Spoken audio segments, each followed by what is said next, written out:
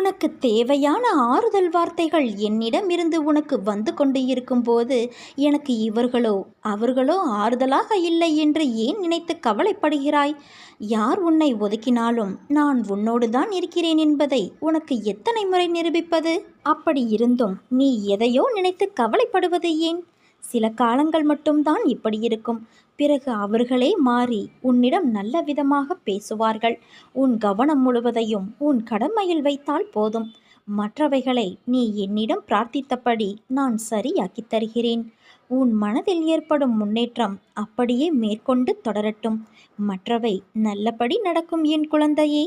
சில வருடங்களுக்கு முன்பு உன் வாழ்வில் நடந்த குழப்பங்கள் இப்போதும் தீராமல் இருப்பதை நினைத்து நீ வருந்துகின்றாய்.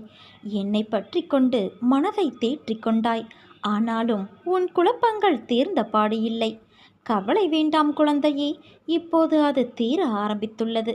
அதை விரைவில் சரி செய்து உன் மனதை தேற்றியதைப் போல உன் வாழ்க்கையையே நான் தேற்றுவேன். விடியலை பார்க்க தவித்து கொண்டு ஏங்கி இருந்த காலத்திற்கு இனிமேல் உன்னை நான் அழைத்துச் செல்லப் போகிறேன். தயாராக இரு. என்னிடம் கேட்ட விஷயங்களுக்கு மனதில் இருந்த வலியால் மனம் வெந்து போய் நீ பரிதவித்த விஷயங்களுக்கு எல்லாம் பலன் கிடைக்கப் போகிறது.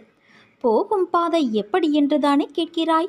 நம் பாதையில் நீ பயப்படும் அளவிற்கு அங்கே உன்னை காயப்படுத்த யாரும் இல்லை. நீயும் யாரையும் காயப்படுத்தவும் முடியாது. ஏனென்றால் உன்னோடு உன் அன்னை நான் இருக்கிறேன். பச்சை நிறமுடைய பசுமையான நிலங்கள் போலத்தான் உன் பயணம் ஆரம்பிக்கும். உன் நிம்மதியும் சந்தோஷமும் அழகாய் பூத்து குலுங்கும் வண்ண மலர்களைப் போல நீ மலர்வாய். உன் வெற்றிகள் நீரருவி போல பொங்கி எழுந்து உயர்ந்து நிற்பாய். உன் அன்னையான நான் உன்னை விட்டு எங்கே போவேன்? நிமிர்ந்து நிற்க பழகிக்கொள். ஏனென்றால் இனிமேல் அதுதான் உன் காலம். நீ போராடிய காலத்தை மறவாதே குழந்தையே. நீ கஷ்டத்தில் கற்ற பாடத்தை மறந்து விடாதே. இவைகள்தான் உன்னை நல்ல மனிதராய் மனுஷியாய் உருவாக்கும். என் செல்ல குழந்தை எப்படி பெயர் வாங்க வேண்டும் என்று நினைத்தேனோ அது எல்லாம் நடக்கப் போகிறது. என் வார்த்தைகள் உனக்கான இரத்த ஓட்டத்தைப் போல இனிமேல் என் நாவில் தோன்றும். அந்த சொற்களின் பேரருளை நீ நிச்சயம் பெறுவாய். நீ எதற்கும் பயப்படாதே, கலங்காதே. உன்னில் நிச்சயம் வெற்றி என்ற தீபத்தை நான் ஏற்றுவேன். நீ உன்னில் பார்க்கும் அனைத்துமாய் அகிலத்தின் ரூபமாய் நான் இருப்பேன். உலகத்தில் எது மாறினாலும் நகர்ந்தாலும் நான் உன்னை விட்டு ஒருபோதும் மகள மாட்டேன் குழந்தையே. உன் அன்பின் ஆழத்தையும் பக்தியின் தூய்மையையும் விசுவாசத்தையும் எவ்வளவு உன்னதமானது என்பதை நான் அறிவேன். வாழ்க்கையில் எதையெல்லாமோ நினைத்து நீ கவலைப்படுகிறாய். உன் கண்களை திறந்து பார். நான் உன்னோடு இருப்பது தெரியும். இன்று உனக்கு ஏற்பட்ட விஷயங்களை அவமானம் என்று கருதாதே. உன் மனதில் கபடம் இல்லை. உன் மனதிற்கு தெரியும் யார் உன்னை ஏமாற்றுகிறார்கள் என்று. அவர்களை உன் வாழ்விலிருந்து நகர்த்தி வை. எதை வேண்டுமானாலும் பொறுத்து கொள்ளலாம். ஆனால் நம்பிக்கை துரோகத்தை மட்டும் பொறுத்து கொள்ள முடியாது. அப்படி செய்த அவர்களை என் கையில் விட்டுவிடு. அவர்களுக்கு நல்ல பாடத்தை நான் கற்றுக் கொடுக்கிறேன்.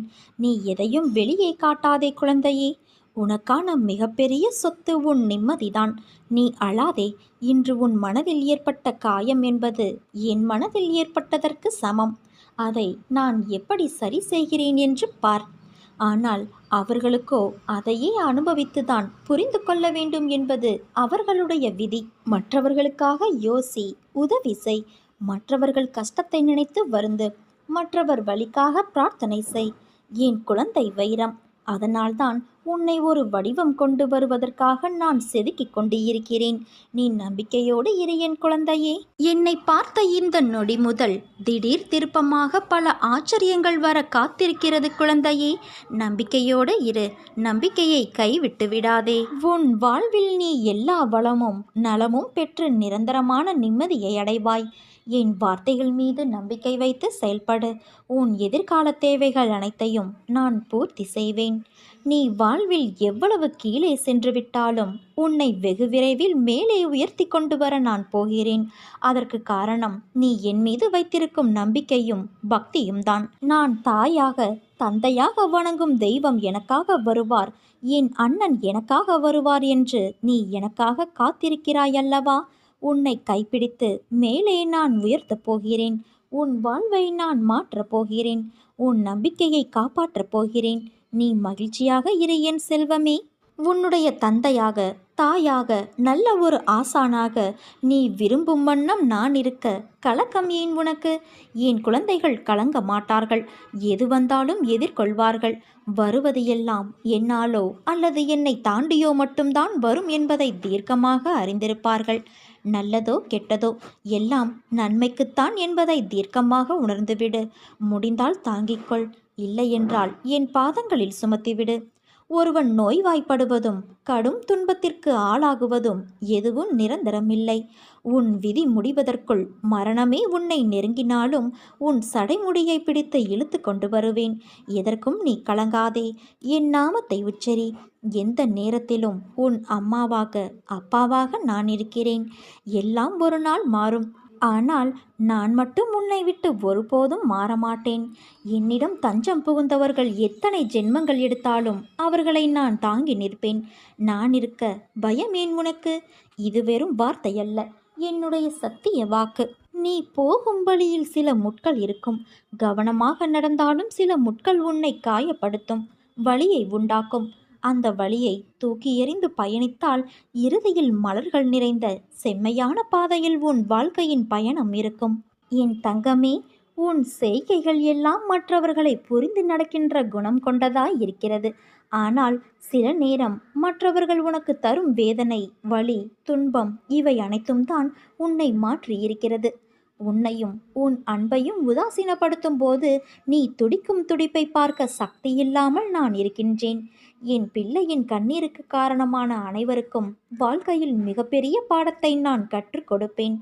உன் கோபம் கூட வாயிலிருந்து மட்டும்தான் வருகின்ற ஒரு விஷயம். உன் மனதை நான் அறிவேன். மற்றவர்களுக்கு நீ உணர்த்தித்தான் அதை புரிய வைக்க வேண்டும் என்ற அவசியமில்லை. அவர்களுக்கான பாடத்தின் மூலம் அவர்கள் புரிவார்கள். அதனால் உன் வாழ்க்கை ஜெயமாக நிம்மதியோடு கூடிய வாழ்க்கையாய் இருக்கும். சிந்திய நீரை அள்ள முடியாது. அதை போலத்தான் வாழ்க்கையில் நாம் சொன்ன வார்த்தைகளும் நமக்கான நேரமும். உன்னிடம் வார்த்தை விட்டவர்களுக்கு நான் புரிய வைக்கின்றேன். முடிந்த நேரத்திற்கு என்றும் உயிர் கிடையாது. ஆனால் நல்ல விஷயங்களை கற்றுக் கொடுத்த நேரத்தை மட்டும் நீ யோசித்து அதற்கு உன் நிகழ்காலத்தில் உயிர் அர்த்தத்தை கொடு. மற்றவையை தூக்கி எறிந்துவிடு. உனக்கு அம்மாவாக, அப்பாவாக நான் இருக்கிறேன். சில நேரம் நிழல் கண்களுக்கு புலப்படாது. ஆனால் உனக்கு நான் உயிராய் துணை நிற்பேன். என் நெஞ்சம் என்ற கருவில் உன்னை சுமந்து என் அரவணைப்பிலேயே நீ என்றும் வாழ்வாய். நீ நம்பிக்கையோடு இரு, நல்லதே நடக்கும். உன் பிரார்த்தனை நிறைவேறியது. எல்லோரும் ஒரு சேர உன்னை கைவிட்டாலும், இல்லை என சொல்லி கை கழுவி விட்டாலும் என் கைகள் உன் கைப்பற்றும். கடைசி வரை உன்னை காப்பாற்றும். தன் குடும்பம் என்ற ஒரு 10 பேர், தன் நண்பனும் பகைவனும் என்ற ஒரு 10 பேர், தன் தொழிலில் ஒரு 10 பேர், தனது வீதியில் ஒரு 10 பேர், தனது ஜாதியில் ஒரு 60 பேர். இந்த 100 பேரின் நடுவில் தன்னை உயர்த்தி காட்டிக்கொள்வதும் பாசமாக, நட்பாக, அன்பாக, வீரனாக, நல்லவனாக காட்டிக்கொள்வதுமே மனித வாழ்வின் குறிக்கோள் என்று நீ நினைத்து கொண்டு இருக்கிறாய். எல்லாவற்றையும் அவர்களோடு ஒப்பிட்டு பார்த்து அதைவிட ஒரு படியாவது அதிகமாக இருக்க வேண்டும். அப்போதுதான் மதிப்பு என்று போலியான வாழ்க்கை வாழ கட்டாயப்படுத்துகிறது. அவன் அப்படி, இவன் இப்படி என்று பிறரை விமர்சனம் செய்ய சொல்கிறது. பொருளாதார ரீதியாக தன்னிறைவு அடைந்ததும் பிறரை ஏளனமாக, கேவலமாக நினைக்க சொல்கிறது. இந்த 100 பேரின் நடுவில் ஏற்படும் அவமானமும், கோபமும், கௌரவமும் மட்டுமே ஒருவனை பாதிக்கிறது. இதற்காக தன்னுடைய அத்தனை ஆசாபாசங்களையும் அடக்கி வைத்து மனித ஜடமாக வாழும் பலருக்கு இந்த பூமி பந்து 700 கோடி மக்களால் ஆனது என்பது தெரிவது கிடையாது. என்னுடைய தாத்தாவின் தாத்தா எப்படி இருந்தார் என்பது எனக்கு தெரியாது. எப்படி வாழ்ந்தார் என்பது எனக்கு தெரியாது. அவர் நல்லவரா கெட்டவரா என்று எனக்கு தெரியாது. அவர் பெயர் கூட எங்கள் தெருவில் பலருக்கும் தெரியாது. எங்கள் ஊரில் யாருக்கும் தெரியாது. இதே நிலை எனக்கும் ஒரு நாள் வரும்.